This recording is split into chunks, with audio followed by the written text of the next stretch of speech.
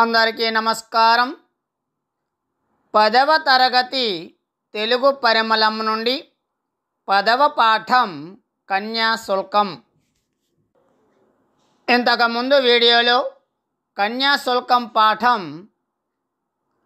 చదవండి, ఆలోచించి చెప్పండి, ఉద్దేశం, రచయిత పరిచయం, ప్రక్రియ నాటకం, కన్యాశుల్కం రచనా నేపథ్యం అలాగే సారాంశాన్ని కూడా చెప్పుకోవడం జరిగింది. ఈ పాఠానికి సంబంధించినటువంటి వ్యాకరణాంశాలు కూడా చెప్పుకోవడం జరిగింది. ఈరోజు వీడియోలో కన్యాశుల్కం పాఠాన్ని అర్థ వివరణతో చెప్పుకుందాం. ముందుగా నా యొక్క ఛానల్ని సబ్స్క్రైబ్ చేసుకోండి, లైక్ చేయండి, షేర్ చేయండి. నోటిఫికేషన్ కొరకు పక్కనే ఉన్న గంట సింబల్ని నొక్కండి. అసలు కన్యాశుల్కం అంటే ఏమిటి? ఒక వ్యక్తి తాను వివాహం చేసుకోబోయే స్త్రీ కుటుంబానికి ఇచ్చే డబ్బు లేదా ఆస్తిని కన్యాశుల్కం అని అంటారు.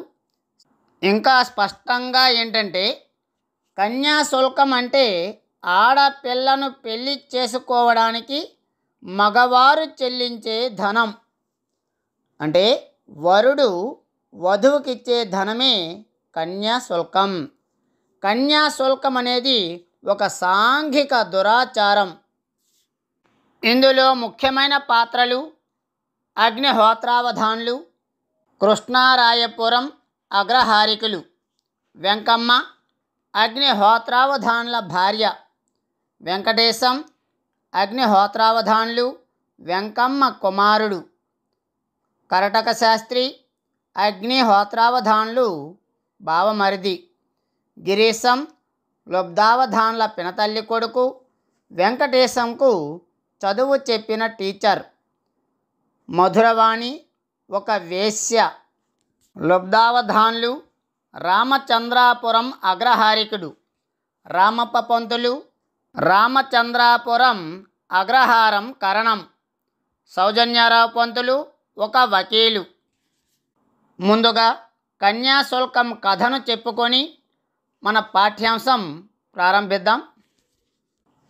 ఆనాటి తెలుగు సమాజంలో పాతుకుపోయిన దురాచారాలను, కన్యాశుల్కం వంటి అమానవీయ కట్టుబాట్లను, ఆంగ్ల భాషపై పెరిగిపోతున్న మోజును గురజాడ తన కన్యాశుల్కం నాటకంలో చాలా చక్కగా చిత్రీకరించారు.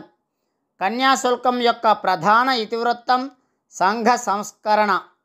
కన్యాశుల్కం కోసం ఆశపడి తన రెండవ కుమార్తె సుబ్బి చిన్నపిల్ల అని కూడా చూడకుండా 70 సంవత్సరాల వయసున్న లుబ్ధావధాన్లకు ఇచ్చి పెళ్లి చేయాలని నిర్ణయించుకుంటాడు అగ్నిహోత్రావధాన్లు. ఇంతకుముందే కన్యాశుల్కం కోసం తన పెద్ద కుమార్తె బుచ్చెమ్మను ఒక ముసలివాడికి ఇచ్చి పెళ్లి చేస్తాడు. ఆ ముసలివాడు మరణించడంతో బుచ్చెమ్మ బాల వితంతువుగా మారి తండ్రి ఇంట్లోనే ఉంటుంది. కన్యాశుల్కం అంటే ఆడపిల్లను పెళ్లి చేసుకోవడానికి మగవారు చెల్లించే ధనం. అందిన చోటల్లా అప్పులు చేస్తూ, అబద్ధాలు చెప్పుకుంటూ, గొప్పలు చెప్పుకుంటూ తిరిగే వ్యక్తి గిరీశం. అగ్నిహోత్రావధాన్ల కుమారుడు వెంకటేశంకి ట్యూషన్ చెబుతానంటూ అబద్ధాలు చెప్పి అగ్నిహోత్రావధాన్ల ఇంట్లోకి ప్రవేశిస్తాడు. అక్కడ వితంతువుగా ఉన్న బుచ్చెమ్మ అందానికి ముగ్ధుడైన గిరీశం ఎలాగైనా సరే బుచ్చెమ్మను పెళ్లి చేసుకోవాలని అనుకుంటాడు.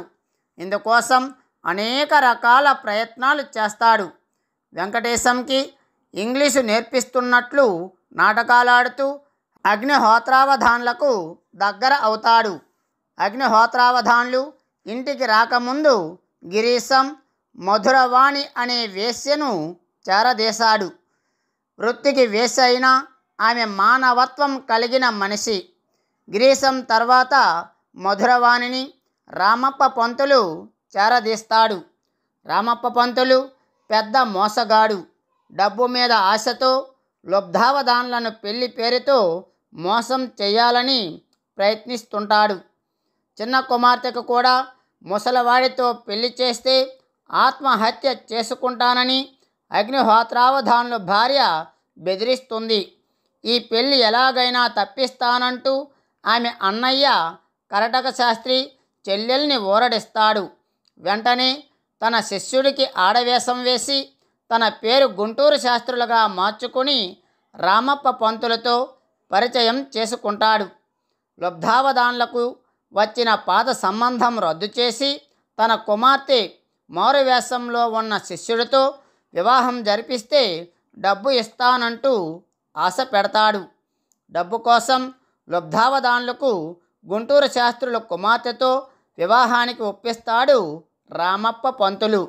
మరోవైపు పెళ్లి కోసం బయలుదేరిన అగ్నిహోత్రావధాన్లు బంధుమిత్రులతో కలిసి లుబ్ధావధాన్ల ఇంటికి చేరుకుంటాడు. అదే సమయంలో పెళ్లికి వస్తున్న బంధుజనం నుంచి బుచ్చమ్మను తీసుకొని గిరీశం పారిపోతాడు. లుబ్ధావధాన్లు భార్య రూపంలో ఉన్న శిష్యుడు కూడా దొరికినంత బంగారం డబ్బు తీసుకొని పారిపోతాడు. ఈ పరిణామాలకు ఆగ్రహించిన అగ్నిహోత్రావధాన్లు రామప్ప పంతులతో కలిసి లుబ్ధావధాన్లపై దావా వేస్తాడు. లాయర్ సౌజన్యారావు పంతులు లుబ్ధావధాన్లు పక్షాన వాదించడానికి వకాల్తా పుచ్చుకుంటాడు. చివరికి నిజం బయటపడటంతో పాటుగా గిరీశం అసలు రంగు తెలుస్తుంది. చివరగా బుచ్చెమ్మను శరణాలయానికి పంపించడంతో నాటకం ముగుస్తుంది. మన పాఠ్యపుస్తకంలో 114వ పేజీ చూడండి. కన్యాశుల్కం ద్వితీయాంకం మొదటి సన్నివేశం 1వ స్థలం కృష్ణారాయపురం అగ్రహారంలో అగ్నిహోత్రావధాన్లు ఇల్లు. అగ్నిహోత్రావధాన్లు జంఝాలు వడుకుచుండును. కరటక శాస్త్రుళ్ళు శిష్యుడి చేత లేని పేరు నొక్కించుకొనిచుండెను. వెంకమ్మ కూర తరుగుచుండును. ఇక్కడ జంఝాలు అని ఉంది కదా. జంఝాలు అంటే జంధ్యాలు. రాట్నం పైన దారాన్ని తీయడాన్ని జంధ్యం అని అంటారు. వెంకమ్మ నిన్నటి నుంచి కిసిమీస్ సెలవులని కుర్రవాడు ఉత్తరం రాశాడు. ఎన్నాళ్ళో అయింది వాణ్ణి చూసి. కళ్ళు కాయలు కాసిపోయినాయి. గడియో గడియో రావాలి. కిస్మిస్ సెలవులు అంటే క్రిస్టమస్ సెలవులు. కళ్ళు కాయలు కాసిపోయినాయి అని ఉంది కదా. ఎదురుచూచు అనే సందర్భంలో ఈ కళ్ళు కాయలు కాసేలా అనే జాతీయాన్ని వాడతారు. గడియ అని ఉంది కదా. గడియ అంటే గంట. గంట అంటే 24 నిమిషాల కాలం. అగ్ని ఎందుకు ఒట్టినే వగచడం? వద్దు వద్దంటుంటే ఈ ఇంగ్లీషు చదువులో పెట్టేవు. మెరక పొలం శిస్తంతా వాడి కిందైపోతుంది. కిందటి ఏడు పరీక్ష ఫెయిల్ అయిపోయినాడు కదా. ఈ ఏడు ఎలా తగలేశాడో తెలియదు. మనకి ఇంగ్లీషు చదువు అచ్చిరాదని పోరి చెబితే విన్నావు కావు. మా పెద్దన్న దెబ్బావధాన్లు కొడుకుని ఇంగ్లీషు చదువుకు పార్వతీపురం పంపించేసరికి ఓష్టం వచ్చి 3 రోజుల్లో కొట్టేసింది. బుచ్చబ్బి కొడుక్కి ఇంగ్లీషు చెప్పిద్దామనుకుంటుండగానే చచ్చినంత ఖాయలా చేసింది. ఎందుకు వట్టినే వగచడం అని ఉంది కదా. వగచడం అంటే ఏడవడం. శిస్తంతా వాడి కింద అయిపోతుంది ఉంది కదా. శిస్తంతా అంటే పన్ను. పన్నునే శిస్తు అని అంటారు. ఓష్టం అని ఉంది కదా. ఓష్టం అంటే జ్వరం, రోగం. ఈ పాఠమంతా కూడా ఉత్తరాంధ్ర మాండలికంలో ఉంటుంది. వెంకమ్మ మీరెప్పుడు ఇలాంటి వఘాయిత్తం మాటలే అంచు ఉంచారు. డబ్బు ఖర్చు అయిపోతుందని మీకు బెంగ. మొన్న మన కళ్ళెదుట మన వాకట్లో జుత్తు విరబోసుకొని గుట్టుకాయలాడిన నేమాని వారి కుర్రాడికి మునసబి అయింది కాదు. అగ్ని మన వెధవాయికి చదువు వచ్చేదేం కనబడదు. కానీ పుస్తకాల కింద జీతం కింద 4 ఏళ్ళు అయ్యేసరికి మన భూమి కడతేరిపోయింది. ఆ పైని చెప్పా దొప్ప పట్టుకు బయలుదేరాలి. నిమ్మలంగా ఇంటి దగ్గరుంటే ఈ పాటికి 4 కష్టాలు చెప్పేదను. వద్దంటుంటే ఈ ఇంగ్లీషు చదువులో పెట్టేవు. మీరెప్పుడు ఇలాంటి వఘాయుత్తం మాటలే అంచు ఉంచారని ఉంది కదా. వఘాయుత్తం అంటే దౌర్జన్యం, కీడు, క్రూరత్వం అనే అర్థాలు కూడా ఉన్నాయి. మునసబు అంటే న్యాయాధికారి, గ్రామాధికారి. అంటే ఇక్కడ అగ్నిహోత్రావధాన్లు వెంకమ్మ కుమారుడు వెంకటేశంని విజయనగరంలో ఇంగ్లీషు చదువు చదివిస్తారు. ఆ ఇంగ్లీషు చదువు చదివించడం అగ్నిహోత్రావధాన్లకి ఎంత మాత్రం ఇష్టం లేదు. కానీ వెంకమ్మ పట్టుబట్టి తన కుమారుడిని ఇంగ్లీషు చదువు చదివిస్తుంది. అయితే అగ్నిహోత్రావధాన్లకి పట్టణంలో పిల్లవాడిని కానీ చదివిస్తే ఖర్చు అయిపోతుందని ఆలోచన. అగ్నిహోత్రావధాన్లు పరమ పిసినారి, డబ్బు మనిషి. అందుకని ఇంగ్లీషు చదువు చదివించినా ఎటువంటి ప్రయోజనం ఉండదని ఆయన అభిప్రాయం. అంటే ఆనాటి కాలంలో ఇంగ్లీషు చదువు పట్ల ఎటువంటి అభిప్రాయం ఉండేదో ఈ పాఠం ద్వారా మనము తెలుసుకోవచ్చు. ఆలోచించండి, చెప్పండి అనే అంశంలో కన్యాశుల్కం అంటే ఏమిటి అని ఉంది కదా. కన్యాశుల్కం అంటే పెళ్లి చేసుకుంటున్నందుకు వరుడు వధువుకి ఇచ్చే రొక్కం. ఇది వరకట్నం అనే దురాచారం కన్నా ప్రాచీనమైంది. వధువు పారితోషికం అనేది వరుడు లేదా అతని కుటుంబం వివాహం చేసుకోబోయే స్త్రీ కుటుంబానికి చెల్లించే డబ్బును కన్యాశుల్కం అంటారు. రెండవ ప్రశ్న, అగ్నిహోత్రావధాన్లు ఇంగ్లీషు చదువు వద్దనడానికి కారణం ఏమిటి? అగ్నిహోత్రావధాన్లు ఇంగ్లీషు చదువు మనకి అచ్చిరాదని భావించాడు. దానికి తోడు వారి పెద్దన్న గారి కొడుకు ఈ ఇంగ్లీషు చదువు కోసమని పట్నం వెళ్ళగా ఆరోగ్యం పాడయింది. బుచ్చబ్బి కొడుకైతే చచ్చినంత పనైంది. అందుకని కొడుకుని ఇంగ్లీషు చదువు కోసం బస్తీకి పంపడం ఇష్టపడలేదు అగ్నిహోత్రావధాన్లు. వెంకమ్మ చూడండి, మన వాడికో మునసబి అయినా పోలీసు పనైనా అయితే రుణాలిచ్చి ఈ అఘురారం భూవులన్నీ కొనేస్తాడు. ఏడాదికో 100 రూపాయలు ఖర్చు పెట్టడానికి ఇంత ముందు వెనుక చూస్తున్నారు. మీలాగే వాడు జంఝాలు వడుక్కుంటూ బతకాలని ఉందా ఏవిసి? మీకంత భారవం తోస్తే మా వాళ్ళు నాకు పసుపు కుంకానికి ఇచ్చిన భూ అమ్మేసి కుర్రాడికి చదువు చెప్పిస్తాను. వెంకమ్మ అంటుంది, మన వాడికి మునసబో పోలీసు అయితే రుణాలిచ్చి అగ్రహారం భూములన్నీ కొనేస్తాడు. ఏడాదికి 100 రూపాయలు ఖర్చు పెట్టడానికి నువ్వెందుకు ముందు వెనుక ఆలోచిస్తున్నావు? మీలాగే వాడు కూడా జంఝాలు వడుక్కొని బ్రతకాలా ఏమిటని అంటుంది. మీకంత భారం తోస్తే మా వాళ్ళు నాకు పసుపు కుంకానికి ఇచ్చిన భూమిని అమ్మేసి కుర్రాడికి చదువు చెప్పిస్తానని వెంకమ్మ అంటుంది. కరటక శాస్త్రి, ఈ భూవెందుకు అమ్మాలమ్మా?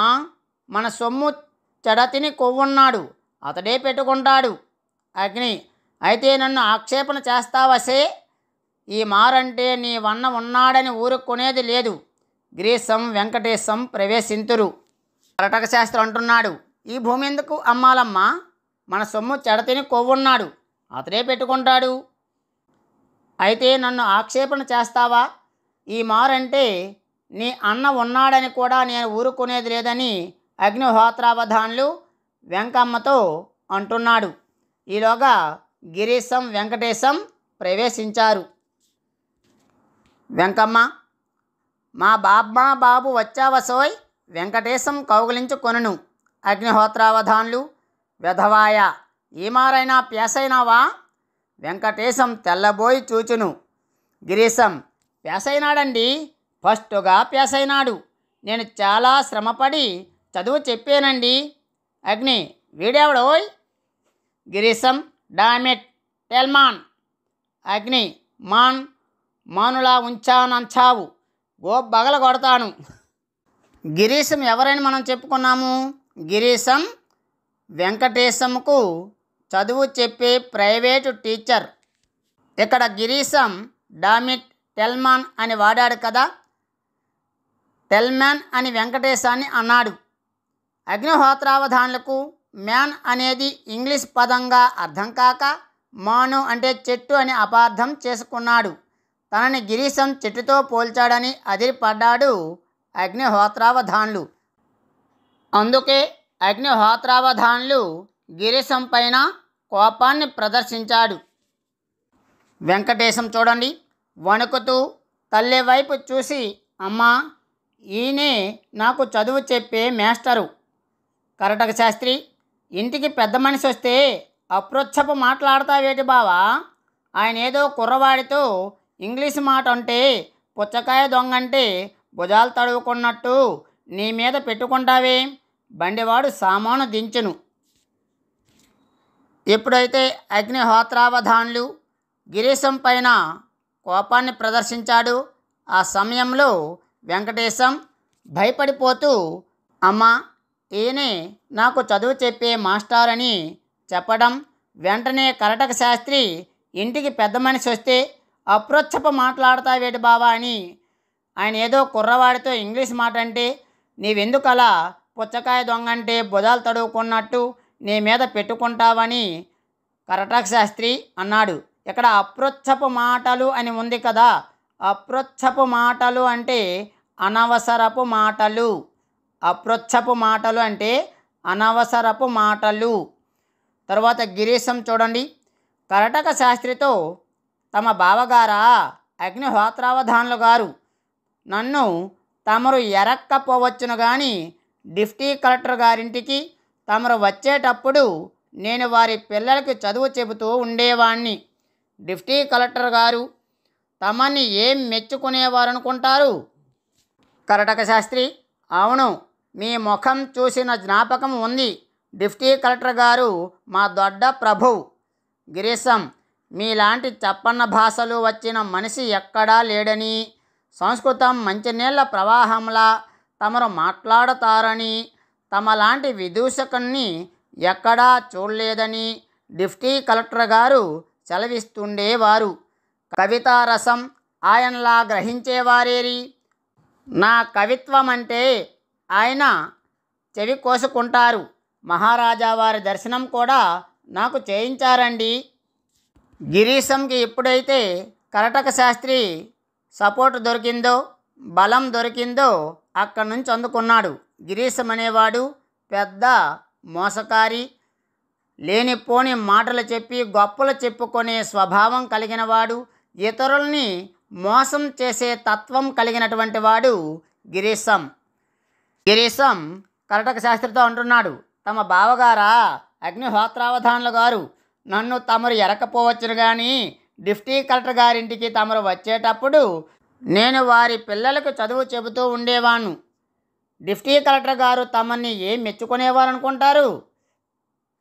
కరటక శాస్త్రి, అవును, మీ ముఖము ఎక్కడో చూసినట్లుగా జ్ఞాపకం ఉంది. డిప్టీ కలెక్టర్ గారు మా దొడ్డ ప్రభు. మా దొడ్డ అంటే గొప్ప, ప్రభు అంటే అధికారి, మా గొప్ప అధికారి అని కరటక శాస్త్రి అంటున్నాడు. ఇంకా గిరీశం ఏమంటున్నాడు? చప్పన్న భాషలు, మీలాంటి చప్పన్న భాషలు అంటే చాలా, అంటే 56 భాషలు. తమలాంటి విదూషకుణ్ణి ఎక్కడా చూడలేదని అన్నాడు కదా. విదూషకుడు అంటే పరిహాసకుడు, అలాగే హాస్యగాడు, వికట కవి అని కూడా అంటారు. విదూషకుడునే పరిహాసకుడు, హాస్యగాడు, వికట కవి అని కూడా అంటారు. అంటే గిరీశం చెబుతున్నాడు, నేను ఎంతో పండితుణ్ణి, గొప్పవాడిని, సంస్కృత భాషలో ఎంతో పండితుడనైన నన్ను అలా చులకనగా మాట్లాడతారా? నన్ను డిప్టీ కలెక్టర్ గారే మెచ్చుకునేవారు. అంతేకాకుండా మహారాజా వారి దర్శనం కూడా నాకు చేయించారండి అని తన గొప్పతనాన్ని గొప్పగా చెప్పుకున్నాడు గిరీశం.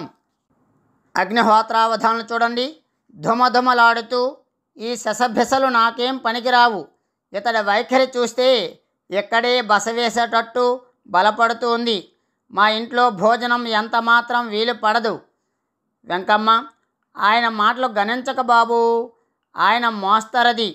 మీ దయ వల్ల మా వాడికో ముక్కబ్బితే మీ మేలు మరిచిపోం. గిరీశం: అందుకు అభ్యంతరమేమిటమ్మా? మీ వాడు సెలవుల్లో చదువు చెప్పమని ఎంతో బతిమాలుకుంటే పోనీ పనికొచ్చే కుర్రవాడు కదా అని వచ్చాను గాని పట్నంలో మునసబు గారింట భోజనం చేదని వచ్చానా, వారిచ్చే డబ్బు చేదని వచ్చానా అమ్మా? వెంకమ్మ: ఈ చదువుల కోసమని పిల్లల్ని వదులుకొని ఉండడం, వాడు పరాయి ఊళ్ళో శ్రమ దమాలు పడుతుండడం నా ప్రాణాలు ఎప్పుడూ అక్కడనే ఉంచాయి. డబ్బంటే ఎన్నడూ వెనక చూడలేదు కదా. మేం కనడం మట్టుకు కన్నాం. మీరే వాడికి తల్లి తండ్రిని. ఎల్లా కడుపులో పెట్టుకు చెబుతారు, మీదే భారం. గిరీశం: తమరు ఇంత దూరం సెలవియ్యాలమ్మా? నా మంచి చెడ్డలు మీ కుర్రవాణ్ణి అడిగితే తెలుస్తుంది. మునసబు గారు, డిప్టీ కలెక్టర్ గారు ఎన్నిక చేసిన మనిషిని. నా మాట నే చెప్పుకోవాలా? ఇంతెందుకు, ఇక 3 ఏళ్ళు నా తర్ఫీదులో ఉంచితే క్రిమినల్లో వరుసగా పోలీసు పరీక్ష ప్యాస్ చేయిస్తాను. ఇక్కడ మనకి శసభిసలు అని ఉంది కదా. శసభిసలు అంటే ప్రయోజనం లేని గొప్పలు. శసభిసలు అంటే ప్రయోజనం లేని గొప్పలు. అలాగే శ్రమదమాలు పడుతుండడం అని ఉంది కదా. శ్రమదమాలు అంటే కష్టమును సహించుట. శ్రమదమాలు అంటే కష్టమును సహించుట అని అర్థం. ఈ గిరీశం మాట్లాడిన మాటలను బట్టి అగ్నిహోత్రావధానులకు అర్థమైపోయింది. వీడేదో పెద్ద టోపీ వేసినట్టు ఉన్నాడు, వీడు మా ఇంట్లోనే ఉండిపోవడానికి ప్రయత్నిస్తున్నట్లుగా అనుకున్నాడు. అందుకని ఏమన్నాడు? మా ఇంట్లో భోజనం ఎంత మాత్రం వీలు పడదని ముఖం మీదే చెప్పేశాడు అగ్నిహోత్రావధానులు. వెంకమ్మ గిరీశంతో: ఆయన మాటలేమీ లెక్క పెట్టుకోవు బాబు.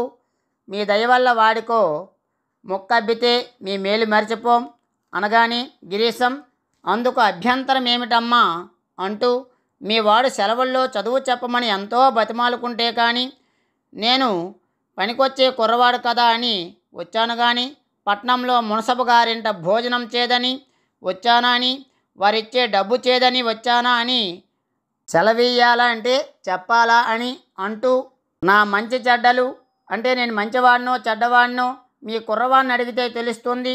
మునసబు గారు, డిప్టీ కలెక్టర్ గారు ఎన్నిక చేసిన మనిషిని.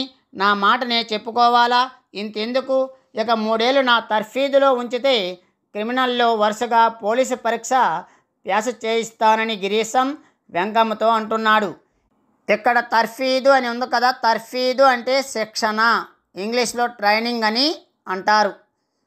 తర్వాత అగ్నిహోత్రావధానులు చూడండి. 3 ఏళ్ళే, ఈ సంవత్సరం పుస్తకాలకు ఎంత అవుతుందిరా అబ్బి?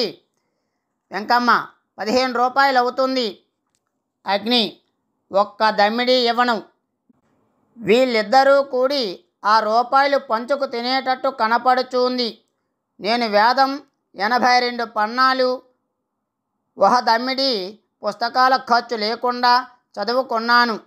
ఇదంతా టోపీ వ్యవహారంలా కనబడుతుంది.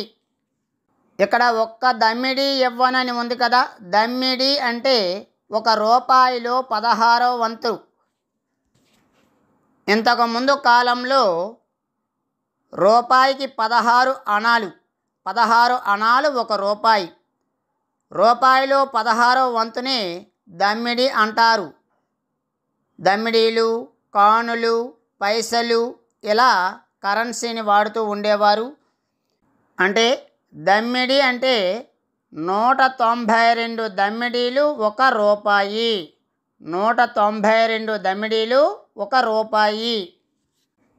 ఇక్కడ నేను వేదం 82 పన్నాలు అని ఉంది కదా.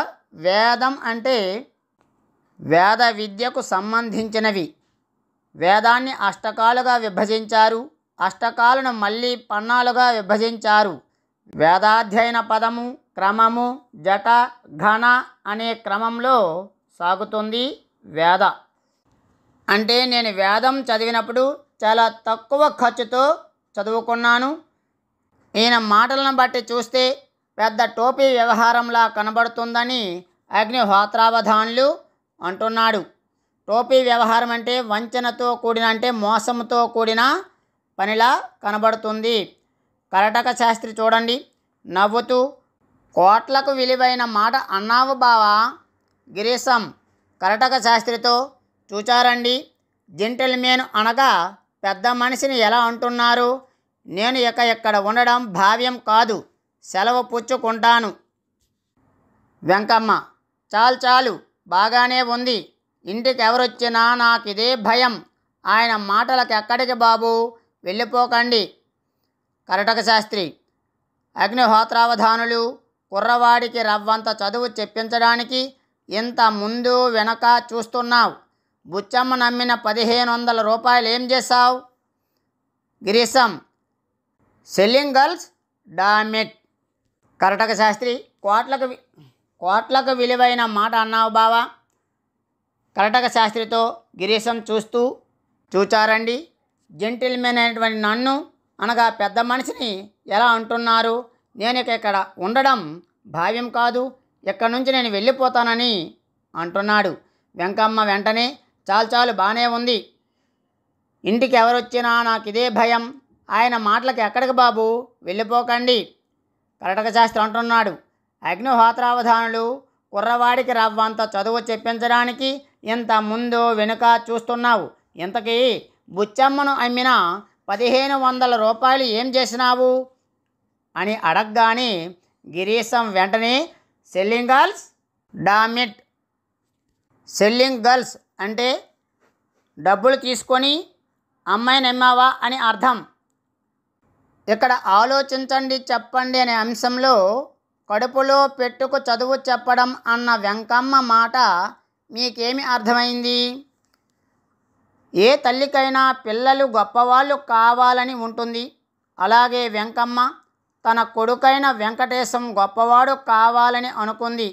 పిల్లవాడిలోని తప్పులను సవరించి వాడు గొప్పవాడయ్యేటట్లు చేయు అనే భావన ఆమె మాటల్లో ఉంది.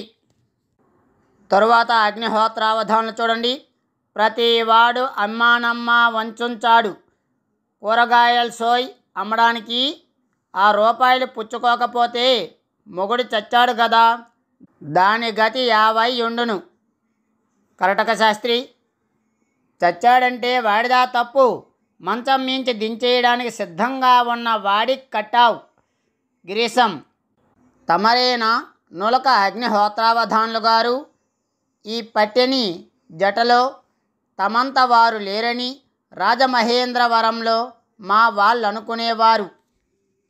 చూడండి, ఈ పట్టెని జటలో తమంత వారు లేరని ఉంది కదా. జట అంటే ఇక్కడ వేద విభాగం, జట అంటే వేద విభాగం. అగ్నిహోత్రావధానులు అంటున్నాడు, ప్రతివాడు అమ్మానమ్మానని అంటున్నాడు. కూరగాయల ఏంటి అమ్మడానికి అవి?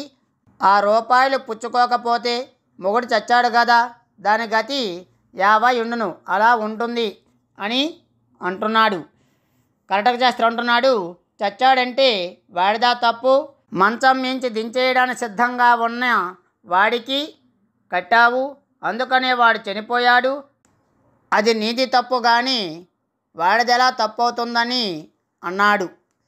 అగ్నిహోత్రావధానులు చూడండి, మీది రాజమహేంద్రవండి, ఆ మాట చెప్పేరు కారేం? రామావధానులు గారు బాగున్నారా? గిరీశం, బాగున్నారండి, ఆయన మా మేనమావ గారండి. అగ్ని, ఆ మాట చెప్పారు కారు? గిరీశం, మా మావ ఈ దేశ భోగట్ట వచ్చినప్పుడల్లా తమన్ని ఎన్నిక చేస్తుంటారండి. అగ్ని, నాకు వారికి చాలా స్నేహం.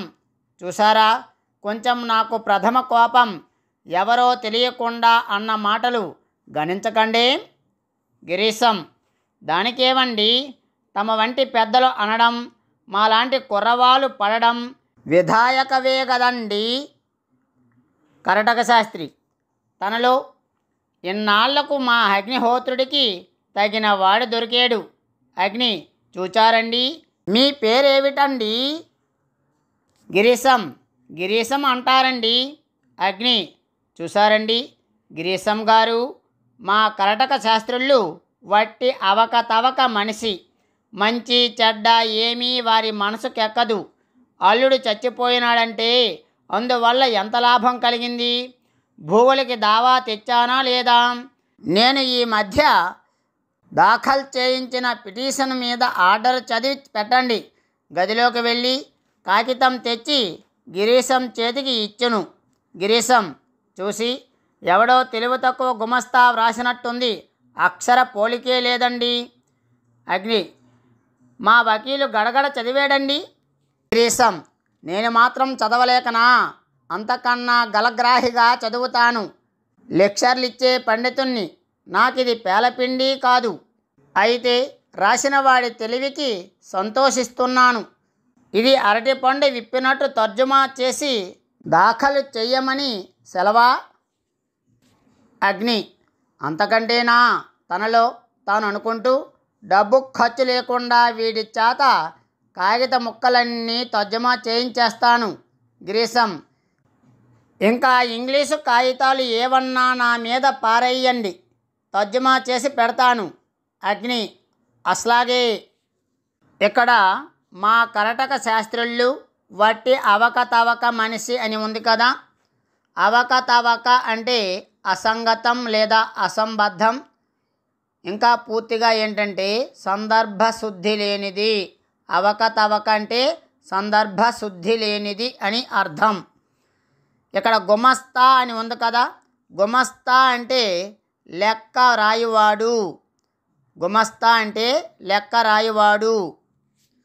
మా వకీలు అని ఉంది కదా. ఇక్కడ వకీలు అంటే లాయరు.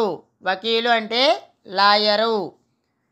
ఇక్కడ 117వ పేజీలో గలగ్రాహిగా చదువుతాను అని ఉంది కదా. గలగ్రాహిగా చదువుతానంటే తొందరపడకుండా, భయపడకుండా, తడబడకుండా చాతుర్యంతో మాట్లాడడం అని అర్థం. తొందరపడకుండా, భయపడకుండా, తడబడకుండా చాతుర్యంతో మాట్లాడేవాడు అని అర్థం.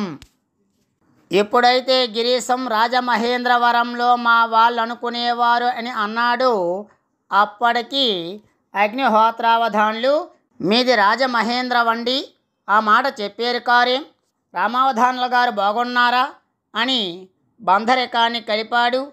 కలపడంతోనే గిరీశం అగ్నిహోత్రావధాన్లకు దగ్గరైపోయాడు. అంతేకాకుండా అగ్నిహోత్రావధాన్లు గిరీశాన్ని ఉద్దేశించి, చూసారా, కొంచెం నాకు ప్రథమ కోపం, ఎవరో తెలియకుండా అన్న మాటలు, అవేం గణించకండి, లెక్కించకండి అనగానే గిరీశం, దానికేమండి, తమ వంటి పెద్దలు అనడం, మాలాంటి కుర్రవాళ్ళు పడడం సబబే కదా అని అన్నాడు. అంతేకాకుండా అగ్నిహోత్రావధాన్లు, కరటక శాస్త్రులు వట్టి అవకతవక మనిషి, మంచి చెడ్డ ఏమీ వాడి మనసుకి ఎక్కదు, అల్లుడు చనిపోయినాడంటే దానివల్ల లాభం ఏం కలిగింది, భూములకి దావా తెచ్చానా లేదా, నేను ఈ మధ్య దాఖలు చేయించిన పిటిషన్ మీద ఆర్డర్ చదువు పెట్టండి గిరీశంకి గదిలోకి వెళ్ళి పేపర్లు తీసుకొచ్చి ఇవ్వటం జరిగింది. గిరీశం, ఎవడో తెలివి తక్కువ గుమస్తా వ్రాసినట్టుంది, అక్షర పోలికే లేదండి అని అనడం, మా వకీలు గడగడగా చదివేశాడండి, మీరేమిటి అలా మాట్లాడుతున్నారని అగ్నిహోత్రావధాన్లు గిరీశంతో అన్నాడు. నేను మాత్రం చదవలేకనా? అంతకన్నా గలగ్రాహిగా చదివేస్తాను. లెక్చర్లు ఇచ్చే పండితుణ్ణి. నాకిది పేలపిండి కాదని అన్నాడు. ఇక్కడ పేలపిండి అంటే పేలాలు విసిరి చేసిన పిండినే పేలపిండి అని అంటారు. అంటే ఇక్కడ దీనిని బట్టి ఏమర్థమైందంటే గిరీశం చెప్పినట్లుగా అంత పండితుడేమీ కాదు. అంతేకాకుండా లెక్చర్లు ఇచ్చే పండితుణ్ణి అని చెప్పుకున్నాడు. అంటే నేను ఎంతో గొప్ప పండితున్నని గిరీశం అవధానుల గారికి తెలియజేశాడు. కానీ అంత ఉన్నతమైన చదువేమీ చదవలేదని అర్థమవుతుంది. అగ్నిహోత్రావధానులు కూడా బాగా దొరికాడు. డబ్బు ఖర్చు లేకుండా వీడి చేత కాగితం ముక్కలన్నీ తర్జుమా చేయిస్తానని అనుకున్నాడు. ఇక్కడ తర్జుమా అంటే అనువాదం. తర్జుమా అంటే అనువాదం. వెంకమ్మ చూడండి, మా అబ్బాయి మీరు ఒక్క పర్యాయం ఇంగ్లీషు మాట్లాడండి బాబు. మా అబ్బాయి మీరు ఒక్క పర్యాయం ఇంగ్లీషు మాట్లాడండి బాబు. గిరీశం అలాగేనమ్మా. My dear Venkatesam, twinkle twinkle little star, how I wonder what you are. Venkatesam, there is a white man in the tent. అగ్ని, ఈ ఆడుతున్న మాటలకి అర్థం ఏవిసండి. గిరీశం, ఈ సెలవుల్లో ఏ ప్రకారం చదవాలో అదంతా మాట్లాడుతున్నామండి. కరటక శాస్త్రి, అబ్బి ఒక తెలుగు పద్యం చదవరా. ఇక్కడ చూడండి, my dear Venkatesam, twinkle twinkle little star, how I wonder what you are అని చదివాడు కదా. Venkatesam, there is a white man in the tent. ఇదొక నవ్వు తెప్పించే సన్నివేశం. గిరీశంకి ఇంగ్లీష్ ఏమీ రాదు, వెంకటేశానికి ఏమీ ఇంగ్లీషు చెప్పలేదు, కానీ ఇంగ్లీషు మాట్లాడాలి. అందుకు ఎత్తివేశాడు గిరీశం. గిరీశం తనకు వచ్చింది తాను మాట్లాడాడు. ట్వింకిల్ ట్వింకిల్ లిటిల్ స్టార్ అంటూ గిరీశం మాట్లాడిన దానితో సంబంధం లేకుండా అతనికి వచ్చింది అతను there is a white man in the tent అంటూ మాట్లాడాడు. గిరీశంది వెంకటేశానిది సంబంధం లేని సంభాషణ. అయినా అక్కడున్న వెంకమ్మ గారికి, అగ్నిహోత్రావధానులకు, కరటక శాస్త్రికి ఇంగ్లీషు రాకపోవడంతో వీరిద్దరూ గుక్క తిప్పుకోకుండా మాట్లాడటంతో మంచి ఇంగ్లీషు పండితుల్లా చలామణి అయిపోయారు. ఆలోచించండి చెప్పండి అనే అంశంలో అగ్నిహోత్రావధానుల దృష్టిలో కరటక శాస్త్రి ఎలాంటి మనిషి? అగ్నిహోత్రావధానుల దృష్టిలో కరటక శాస్త్రి వట్టి అవకతవక మనిషి, మంచి చెడ్డ ఏమీ వాడి మనసుకెక్కదు అంటూ గిరీశం దగ్గర వాపోయాడు. గలగ్రాహి అంటే ఏమిటి? గలగ్రాహి అంటే గలానికి అడ్డు లేకుండా అని అర్థం. తొందరపడకుండా, భయపడకుండా, తడబడకుండా చాతుర్యంతో మాట్లాడేవాడిని గలగ్రాహి అని అంటారు. ఇవన్నీ విన్నటువంటి కరటక శాస్త్రి మేనల్లుడైనటువంటి వెంకటేశంతో అంటున్నాడు, అబ్బి ఒక తెలుగు పద్యం చదవరా. గిరీశం మెల్లగా, నలదమయంతులిద్దరు చదువు. వెంకటేశం, నలదమయంతులిద్దరు మన ప్రభావనల దహ్యమానులై సలిపిరి దీర్ఘవాసరనిసల్.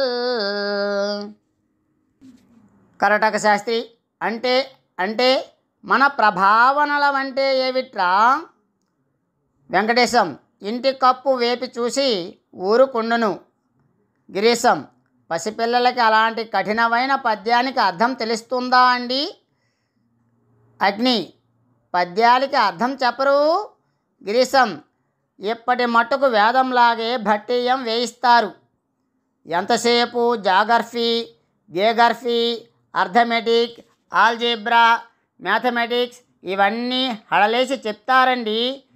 కరటక శాస్త్రి తనలో తర్ఫీదు చక్కగా ఉంది. వీన్ని పెందరాలే తోవ పెట్టకపోతే మోసం వస్తుంది. అగ్నిహోత్రావధానులు అన్నోడు చెప్తారండి.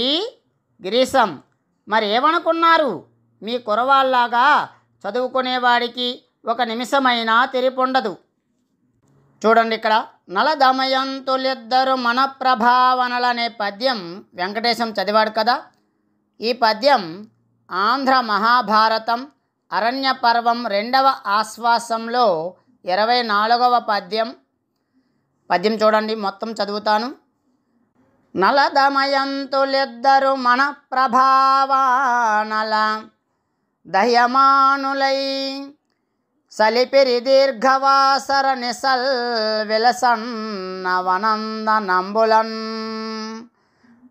నలిన దళంబులన్ మృదు మృణాలములన్ ఘనసార పంసులన్ దళిరుల శయలన్ నలిలధారలన్ జందన చారు చచలన్. నల దమయంతులిద్దరు మన ప్రభావా నల దహ్యమానులై సలిపిరి దీర్ఘవాసర నిసల్ విలసన్ నవనందనంబులన్ నలిని దళంబులన్ మృదు మృణాలములన్ ఘనసార పంసులన్ దళిరుల శయలన్ నలిలధారలన్ జందనచారు చచ్చలన్. దీని భావం చూడండి.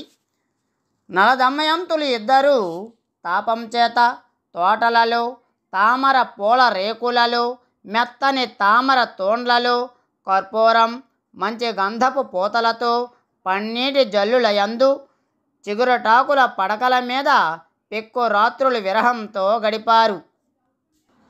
భారతం చదవకపోయినా కన్యాశుల్కం చదివిన వారికి కూడా ఈ పద్యం గురించి తెలిసే ఉంటుంది. కరటక శాస్త్రి వెంకటేశాన్ని పద్యం చదవమని అడుగుతాడు. వెంకటేశం పొగ చుట్టకు పద్యం ఎత్తుకుంటే గిరీశం అడ్డుకొని ఈ నలదమయంతులిద్దరు పద్యం చదవమంటాడు. మొదటి పాదం చదవగానే కరటక శాస్త్రి ఆపి మన ప్రభావనల అంటే అర్థం చెప్పమంటాడు వెంకటేశాన్ని. గుర్తుకొచ్చిందా? అరణ్య పర్వంలో వచ్చే అనేక కథలలో నలమహారాజు కథ ఒకటి. ఇది కూడా చాలామందికి తెలిసిన కథే. ఇందులో హంస రాయబారం బాగా ప్రాచుర్యాన్ని పొందింది. నలుడు చేత రక్షించబడ్డ ఒక హంస ప్రత్యుపకారంగా దమయంతి దగ్గరికి వెళ్ళి నలుని గురించి గొప్పగా చెప్పి నలునిపై ఆమెకు ఇష్టాన్ని ప్రేరేపిస్తుంది. అలాగే దమయంతి రూపవైభవాన్ని నలునికి చెప్పి అతనిలోని కోరికని పెంపొందిస్తుంది. ఈ హంస రాయబార ఫలితంగా వాళ్ళిద్దరికీ ఒకరిపై ఒకరికి కోరిక కలిగి విరహితులవుతారు. ఆ విరహ బాధ తగ్గించుకోవడానికి నానా తిప్పలు పడతారు. వాటిని వర్ణించే పద్యం ఇది. కరటక శాస్త్రి అంటే అంటే మన ప్రభావనలం అంటే ఏమిట్రా? మన ప్రభువుడు అంటే మనసులో పుట్టేవాడు మన్మధుడు. మన ప్రభవానలం ఆ మన్మధుడికి సంబంధించిన అగ్ని. మన్మథ తాపం అన్నమాట. ఆ మన్మథ తాపంతో బాధింపబడే మనసు కలవాళ్ళయ్యారు ఆ ఇద్దరు. ఇక్కడ మన ప్రభావనలలో నా యతి స్థానంలో ఉంది కాబట్టి కొంచెం ఒత్తి పలకాలి. అలా అక్కడ ఆ విసర్గతో కూడిన నకారాన్ని వత్తి పలికినప్పుడు ఆ మన్మథ తాపం మనసుని ఎంతగా దహిస్తుందో చక్కగా తెలుస్తుంది. ఇక్కడ దీర్ఘవాసర నిసల్ అనేది భలే అద్భుతమైన ప్రయోగం. చెబుతున్నది రాత్రుల గురించి. ఆ రాత్రులు ఎలాంటివంటే బాగా దీర్ఘమైన పగళ్ళు కలిగినవి. అంటే రాత్రులేమో ఇట్టే గడిచిపోతున్నాయి, పగళ్ళు మాత్రం జేళ్ల పాకంలాగా సాగుతూనే ఉన్నాయని అర్థం. గిరీశం అంటున్నాడు, ఇప్పటి మట్టుకు వేదంలాగే భట్టీయం వేయిస్తారు. ఎంతసేపు జాగ్రఫీ, గేగ్రఫీ, అర్థమెటిక్, ఆల్జీబ్రా, మ్యాథమెటిక్స్ ఇవన్నీ హడలేసి చెప్తారండి. వేదంలాగే కాదు ఇవన్నీ కూడా చెప్తారండి అని గిరీశం అగ్నిహోత్రావధానులతో అంటున్నాడు. కరటక శాస్త్రి ఏమంటున్నాడు? తర్ఫీదు మా చక్కగా ఉంది, వీన్ని పెందరాలే తోవ పెట్టకపోతే మోసం వస్తుంది.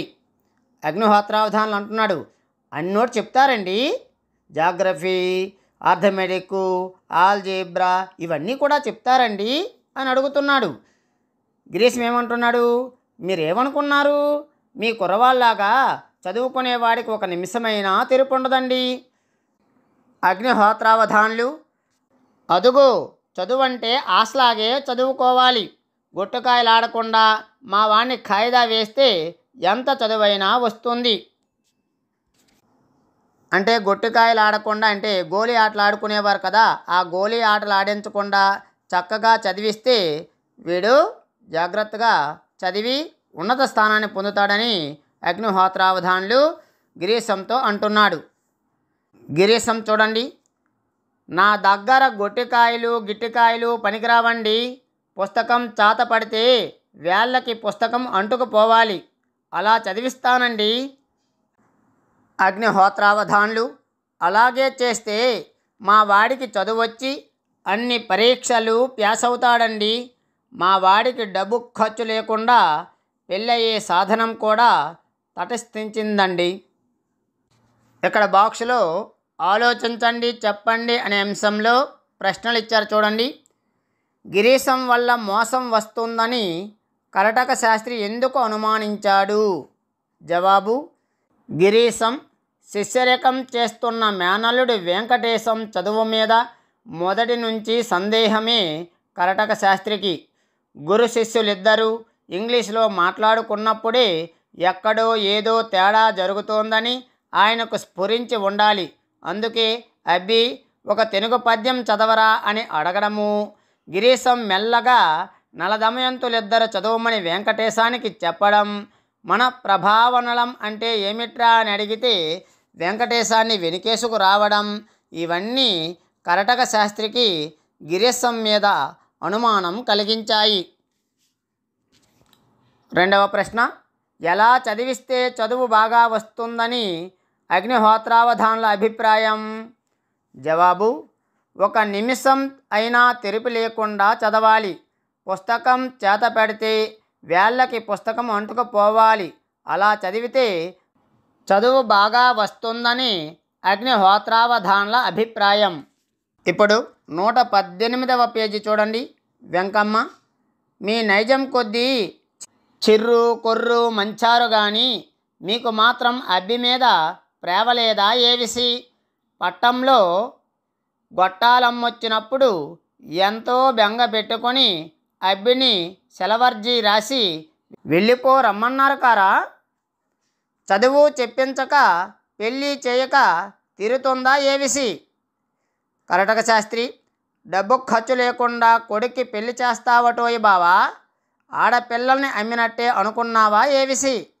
1500 పోస్తేనే కానీ అబ్బికి పిల్లనివ్వరు. అగ్నిహోత్రావధాన్లు: డబ్బు ఖర్చు లేకుండా వెంకటకి ఎలా పెళ్లి చేస్తానో నువ్వే చూతువు గాని రామచంద్రపురం అగ్రహారంలో లబ్ధావధాన్లు గారిని ఎరుగుదువా?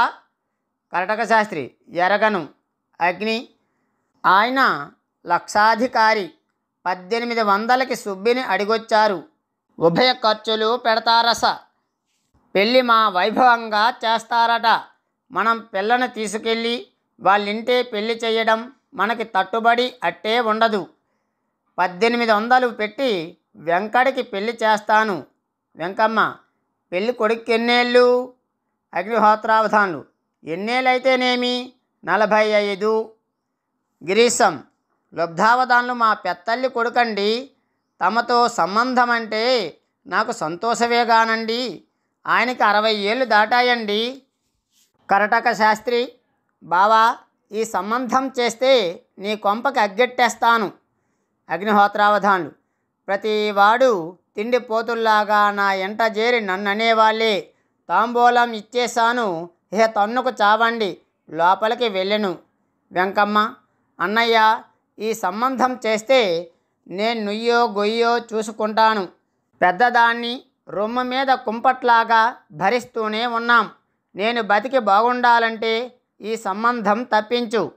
కరటక శాస్త్రి: గట్టి అసాధ్యం తెచ్చిపెట్టావే, ఏమీ పాలుపోకుండా ఉంది.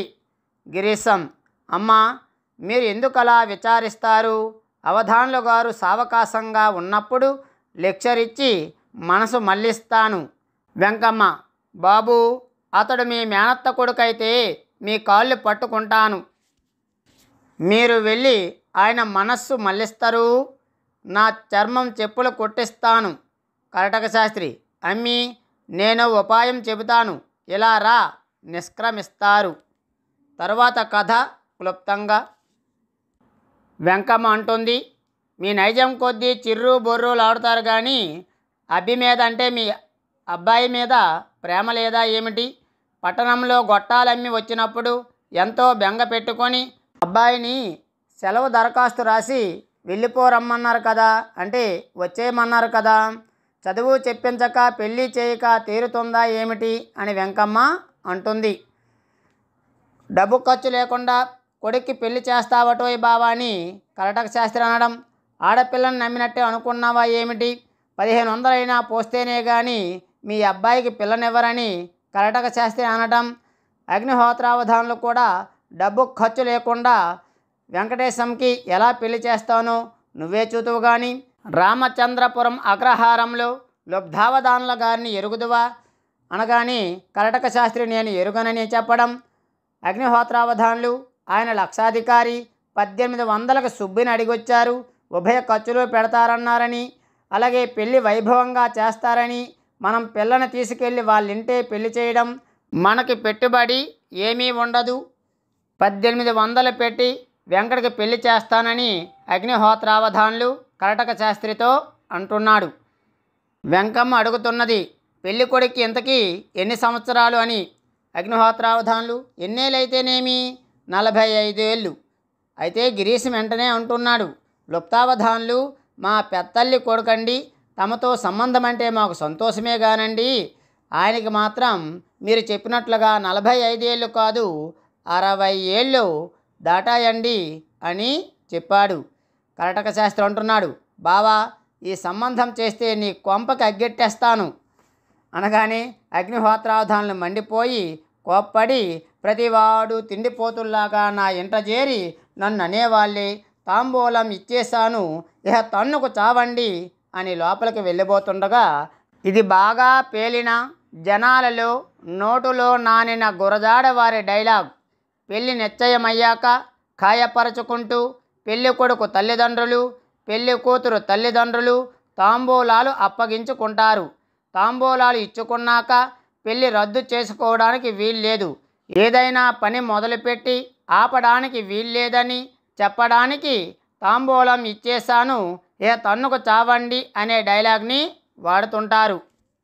ఎప్పుడైతే అగ్నిహోత్రావధానులు తాంబూలం ఇచ్చేశాను, ఇహ తన్నుకు చావండి అన్నాడు, వెంకమ్మ అన్నయ్య ఈ సంబంధం చేస్తే నేను నుయ్యో గొయ్యో చూసుకుంటాను, పెద్దదాని రొమ్ము మీద కుంపటల్లాగా భరిస్తూనే ఉన్నాం, నేను బతికుండాలంటే బాగుండాలంటే ఈ సంబంధం తప్పించు అనగానే కరటక శాస్త్రి గట్టి అసాధ్యం తెచ్చిపెట్టావి, ఏమీ పాలుపోకుండా ఉంది.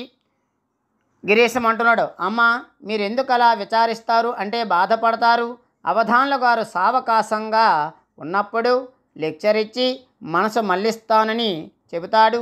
వెంకమ్మ బాబు అతడు మీ మేనత్త కొడుకైతే మీ కాళ్ళు పట్టుకుంటాను, మీరు వెళ్ళి ఆయన మనస్సు మళ్ళిస్తారు, మళ్ళించండి, నా చర్మం చెప్పులు కొట్టిస్తానని అంటుంది.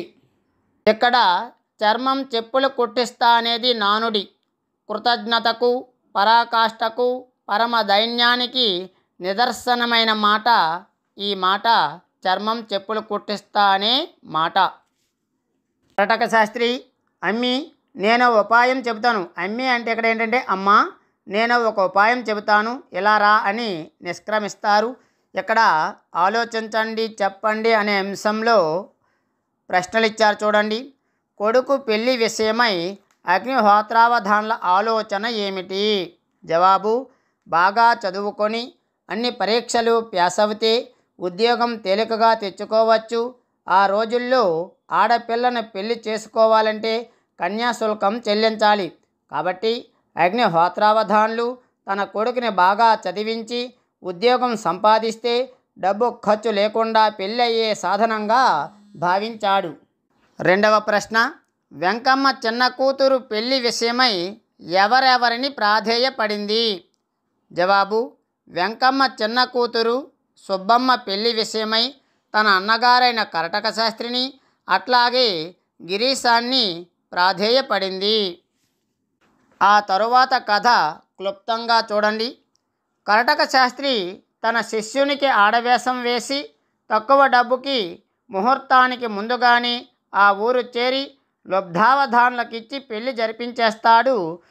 ముహూర్తం నాటికి అగ్నిహోత్రావధానులు పెళ్లికి తరలి వెళతాడు.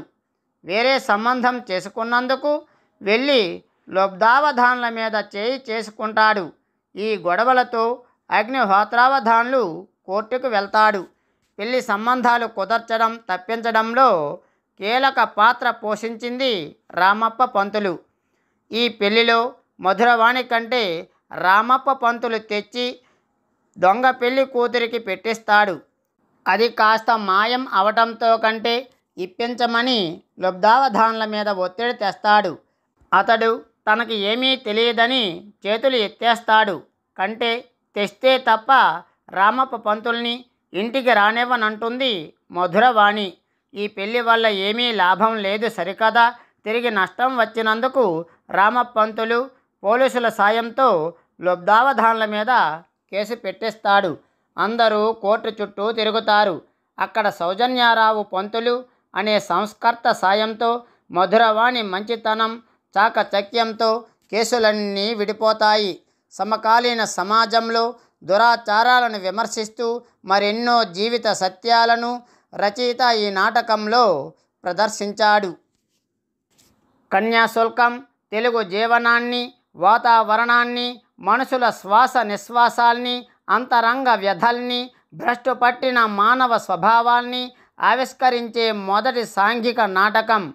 ఆనాటి హేయమైన మానవ నైజాలు, జీవచ్ఛవాల్లాంటి బాల వితంతువులు, సారామత్తులో ఉండే బైరాగులు, దొంగ సాక్షులు, వేశ్యలు, లాయర్లు, నాటి సమాజ సమగ్ర స్వరూపాన్ని గురజాడ ఫోటో తీసి మన ముందుంచారు. కన్యాశుల్కం నాటకంలోని ప్రధాన ఇతివృత్తం సంఘ సంస్కరణకి ఉద్దేశించింది. ఇదండి కన్యాశుల్కం పాఠ్యాంశం. ఈ వీడియో మీకు నచ్చినట్లయితే లైక్ చేయండి, షేర్ చేయండి, సబ్స్క్రైబ్ చేయడం మాత్రం మర్చిపోవద్దు. నోటిఫికేషన్ కొరకు పక్కనే ఉన్న గంట సింబల్ని నొక్కండి. ధన్యవాదములు.